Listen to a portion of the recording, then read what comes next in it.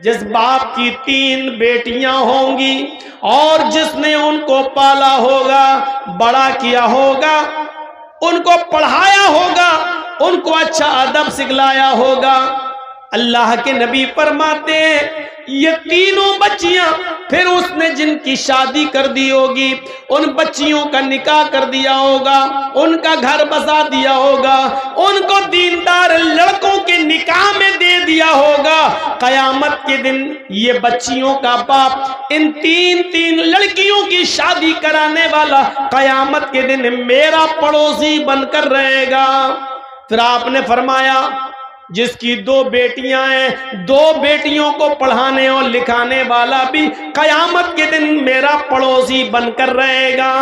پھر ایک صحابیہ اٹھی روتی ہوئی کہنے لگی اے اللہ کے نبی میرے پاس تو 3 بیٹیاں نہیں ہیں، 2 بھی نہیں ہیں، میرے پاس تو ایک ہی ہے۔ اللہ کے نبی فرماتے ہیں ایک بیٹی کو ہی پڑھا لکھا، اچھا ادب سکھلا، اس کی شادی کسی دیندار لڑکے کے ساتھ بالغ ہو جانے کے بعد کر دے، وہ ایک بچی کی پرورش کرنے والا بھی قیامت کے دن میرا پڑوسی بن کر رہے گا۔ میرے بھائیوں، جنت کی بشارت لڑکیوں کی پرورش پر اللہ کے نبی صلی اللہ علیہ وسلم دے رہے ہیں۔ یہاں ہم اندازہ لگائیں کہ اللہ اسلام نے لڑکیوں کو کیا عزت دی ہے، کیا عزت۔ ایک عزت اور دیکھ لو، شادی کے موقع پر ہم اور آپ جاتے ہیں باراتی بن کر، 300-400 آدمیوں کی بارات لے کر، لڑکا بھی جاتا ہے، لیکن نکاح سب سے پہلے کس کا ہوتا ہے؟ لڑکی کا۔ لڑکی کی اجازت کے بنا، لڑکی کے سگنیچر کے بنا لڑکے کا نکاح نہیں ہو سکتا ہے۔ جن لوگوں کی شادیاں ہوئی ہیں ان سب کو معلوم ہوگا، جن کی شادیاں ہوئی جاتی نا، آپ کے ہاں بارات جاتی ہے کہ نہیں جاتی ہے؟ آج کل کہنا پڑ رہا بارات، ورنہ حقیقت یہ ہے کہ ان کو کہنا چاہیے چور اور ڈاکو جو باراتوں میں جاتے ہیں۔ حقیقت ہے یہ لڑکی والے کے ہاں جاتے ہیں۔ اس زمانے میں کبھی یہ دور چلتا تھا تو اس کی وجہ یہ تھی کہ پہلے زمانے میں نہ ٹرینیں ہوتی تھیں نہ گاڑیاں ہوتی تھیں، تو پہلے بیل گاڑیوں پر، کھچروں پر یہ لوگ جاتے تھے ایک گاؤں سے دوسرے گاؤں، اور شادی کرا کے جب لاتے تھے تو راستے میں لوٹ لیے جاتے تھے، سونا چاندی کپڑا لتا۔ تو اس لیے بارات کا سلسلہ چلا، ایک گاؤں سے دوسرے گاؤں میں جب آدمی جا رہا تو 100 150 200 آدمی لے کے جا رہا، تاکہ ہمیں کوئی لوگ لوٹے نہیں اور ہم دولہا اور دلہن کو نکاح کرا کے خیریت سے گھر پہ لے آئیں۔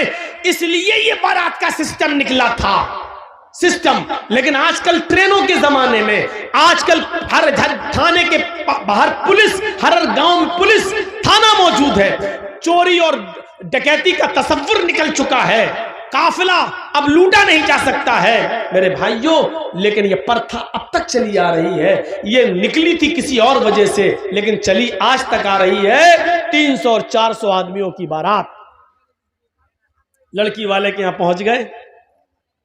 اب لڑکی کا باپ بیچارہ سوچ رہا ہے کہ اچھی سے اچھی مٹھائی کھلاؤ، کیونکہ یہ لوگ منہ پھٹ لوگ ہوتے ہیں، بارات میں جتنے آتے ہیں منہ پھٹے ہوتے ہیں۔ منہ پھٹ کا مطلب سمجھ رہے ہو؟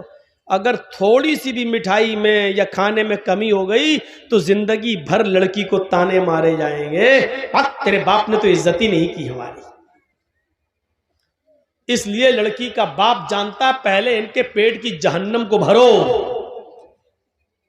اور اچھا سے اچھا کھلاؤ، جب تک اس کے پیٹ کی جہنم کو سکون نہیں ملے گا تب تک میری بیٹی سکون کے ساتھ گھر میں نہیں رہ پائے گی۔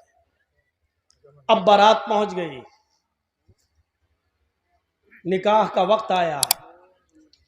پہلے لڑکے کا نکاح نہیں ہوتا ہے، پہلے لڑکی کا ہوتا ہے، اور لڑکی کا حقیقت میں نکاح نہیں ہوتا ہے بلکہ لڑکی سے اجازت لی جاتی ہے۔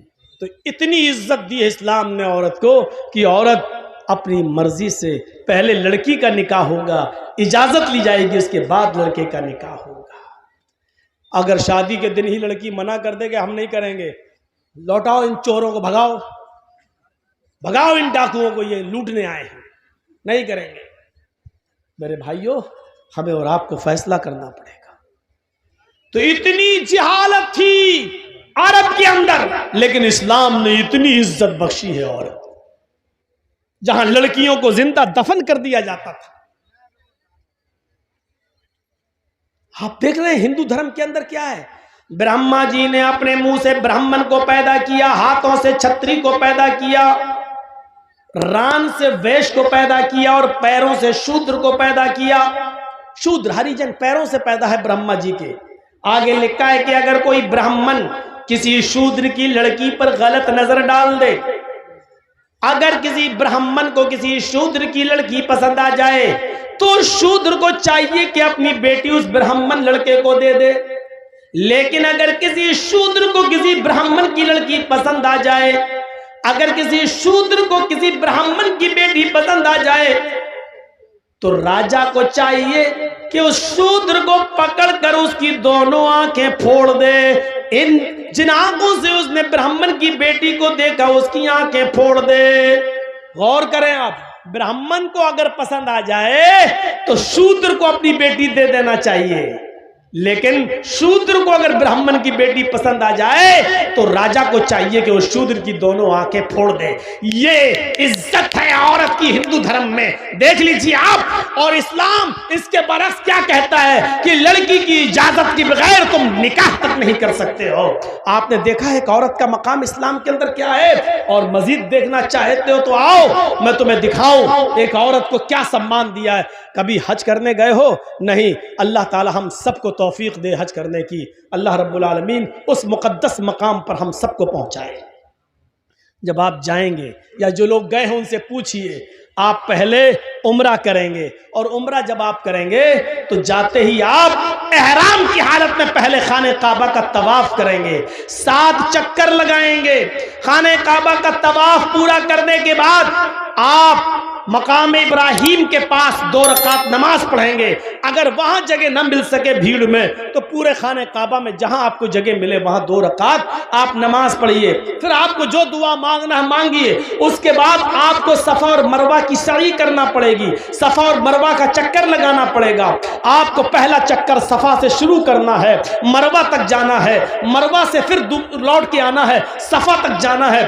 آپ کو آنے اور جانے کو ملا کر 7 چکر لگانا ہے۔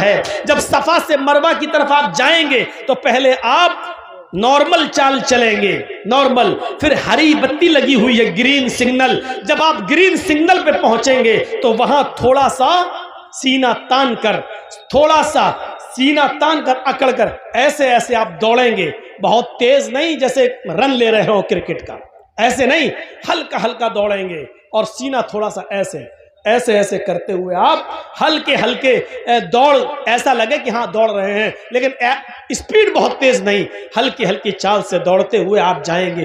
کیوں؟ آپ پھر دوسری ہری بتی لگی ہے وہاں آپ پھر نارمل چال سے شروع کریں گے، پھر ہری بتی لگی ہے پھر وہاں آپ سینہ تانیں گے اور اکڑ کے چلیں گے، پھر مروہ سے آتے وقت بھی آپ ایسا ہی کریں گے۔ ان مقامات پر جہاں ہلکا ہلکا سینہ تان کر دوڑا جاتا ہے وہاں حضرت ہاجرہ دوڑی تھیں، جب ان کے بیٹے کو پانی نہیں مل رہا تھا، زمین پر ایڑیاں رگڑ رہے تھے اسماعیل، منہ میں انگوٹھا رکھے چوس رہے تھے، اور ہاجرہ کہہ رہی تھی اللہ میرا بیٹا پیاسا ہے، تیرا بندہ ابراہیم اس کو تیرے سپرد کر کے گیا ہے، مجھے اور اس بچے کو تیرے سپرد کر کے گیا ہے۔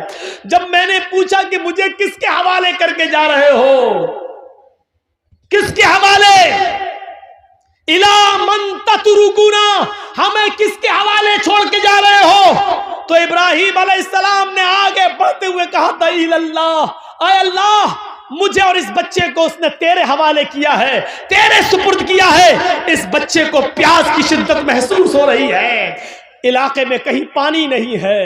حضرت ہاجرہ پانی کی تلاش میں پہاڑی کے اوپر چڑھ جاتی ہیں، صفا سے نیچے جھانک کر دیکھتی ہیں، شاید کوئی گاؤں، شاید کوئی قبیلہ، شاید کوئی محلہ مجھے نظر آ جائے۔ दो चार आदमी रहने वाले नजर आ जाएं और मैं उनसे थोड़ा सा पानी ले लूं, लेकिन पहाड़ी की ऊंचाई पर चढ़ने के बाद भी उनको नीचे कोई बस्ती नजर नहीं आई। सफा से चक्कर लगाती हैं, नॉर्मल चाल चलती हैं, फिर थोड़ी दूर सीना तान कर चलती हैं, दौड़ती हैं, फिर रुकती हैं, फिर नॉर्मल चाल चलती हैं, फिर दौड़ती हैं, मरवा पे पहुंच जाती हैं। मरवा की पहाड़ी से नीचे झांक कर देखती हैं कि कोई बस्ती मिल जाए, कोई मोहल्ला मिल जाए, कोई गांव मिल जाए जहां मैं थोड़ा सा पानी लेकर अपने बच्चे को पिला सकूं। लेकिन मरवा की पहाड़ी के नीचे भी कोई बस्ती आबाद नहीं है। लेकिन अपने बच्चे को देखती है, होठ में अंगूठा रखे हुए है, अपने बच्चे की प्यास की खातिर फिर मरवा से सफा, फिर सफा से मरवा, फिर मरवा से सफा, फिर सफा से मरवा, 7 चक्कर लगाकर अपने बेटे के पास आकर बैठ जाती है और कहती है, अल्लाह जितना मैं औरत होकर कर सकती थी कर लिया, एक लेडी होकर कर सकती थी कर लिया, जितना दौड़ सकती थी दौड़ चुकी, जितनी मेहनत कर सकती थी कर ली, अब ताकत मेरे बस से बाहर हो चुकी है। अल्लाह तू ही गैब से मदद फरमा, इस इस्माइल के लिए पानी का इंतजाम कर दे। अल्लाह इसको मेरा शौहर मुझे और इस बच्चे को तेरे हवाले करके गया है। अल्लाह ने कहा, जिब्रील क्या देखते हो, मेरी बंदी ने मुझे पुकारा है और मेरा बंदा इब्राहिम मेरे हवाले करके गया है, मेरे भरोसे पर छोड़ कर गया है और मेरे ही रास्ते में गया है। जाओ जहां इस्माइल पैरों की एड़ियां रगड़ रहे, तुम अपना पर वहीं पर मारो। जिब्रील अमीन आसमान से नीचे उतरते हैं और जहां इस्माइल एड़ियां रगड़ रहे थे वहीं पर मारते हैं और पानी का चश्मा जारी हो जाता है, पानी बहने लगता है। हाजरा उस पानी को देखकर खुश हो जाती हैं और उसको मुंडेर बांधने लगती है। पानी इधर उधर बहने लगा, वो सोच रही थी कि पानी कहीं ख़त्म ना हो जाए, इसलिए समेटने लगी। कितना समेटेंगी, पानी का चश्मा निकल रहा है, पानी इधर उधर ऐसे समेट रही है और अब अबरानी जबान में कह रही हैं, जम जम। औरत को इस्लाम ने यह इज्जत दी है कि जहां हाजरा तेज दौड़ी वहां तुम्हें भी दौड़ना है, जहां हाजरा सीना निकाल के दौड़ी वहां तुम्हें भी निकालना है। और जब तक कोई हाजरा की सुन्नत को जिंदा नहीं करेगा, अल्लाह उसके हज और उम्रे को कबूल नहीं करेगा। हाजरा के नक्शे पा को, हाजरा के नक्शे कदम को अल्लाह ने अपनी इबादत का एक हिस्सा बना दिया है। एक औरत के नक्शे कदम को अल्लाह ने अपनी इबादत बना दिया हो, इससे बड़ा एक औरत का मकाम क्या हो सकता है, इससे बड़ी एक औरत की इज्जत क्या हो सकती है, इससे बड़ा एक औरत का सम्मान क्या